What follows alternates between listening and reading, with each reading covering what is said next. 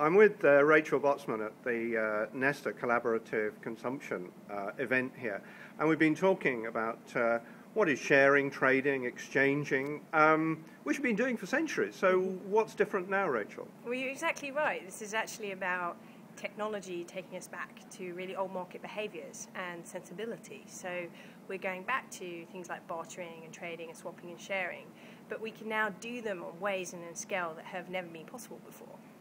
And give us some of the examples that you touched on today.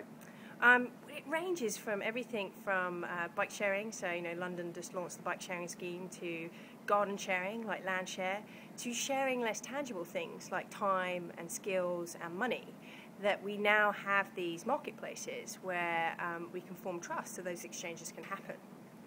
And you made the point very early on that it's not just about getting our hands on goods or services we wouldn't otherwise get, but it actually helps form relationships. Exactly. It's interesting. It's when there's a commercial transaction that actually builds social capital, it builds relationships. And that's often because there's not layers and layers of middlemen and big corporations and bureaucracies in between.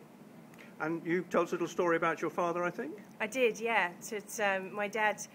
I try and get my parents to try out ideas in this space because they're classic baby boomers, and so if I can get them to do it, it's interesting the steps they need to go to. So he started using Landshare, which is like a garden dating agency, and kids from the neighbourhood come round and help him grow food. And the anecdote I shared is he said to me, it's about far more than the food and the gardening. It's that the fact, the first time in 18 years I know my neighbours' names. And that's what I think is the power of this, is that actually we're enabling people to have a common connection, whether it's sharing a car or sharing a garden, but then all kinds of community and neighbourhood infrastructure emerges from that. And at the end we touched on big society. We did. And it seems to me, and I've been reporting big society quite a bit, that we really lack some central ideas in it. People go, I kind of get the general idea, but what do we do? Is this one of the things that's important to do?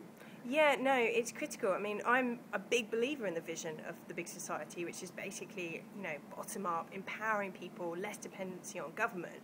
But I think we just assume that people can connect. They assume that they know what to do. How can we expect that when they don't even know each other's names? So I think we have to sort of take it out of the language, the vision, and actually give people practical things that they can do in their communities, get them started. So you've put a good wrapper, if I might say so, around a bundle of ideas other people and you are doing. How do we move that into, as somebody was saying to me, how do you make this more of a market? Well, I think, as I touched on, it has to happen at a macro level. So you have to get a few big corporations. These guys are super tankers. You've got to get them turning their model. And then you've got to find hyper-local champions that people can relate to.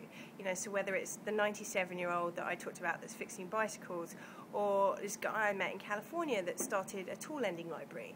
And as a result of that tool lending library, houses are being done up, people are starting DIY projects, and the value of houses have actually gone up in that area because people are regentrifying, doing up their houses, but there's more community there.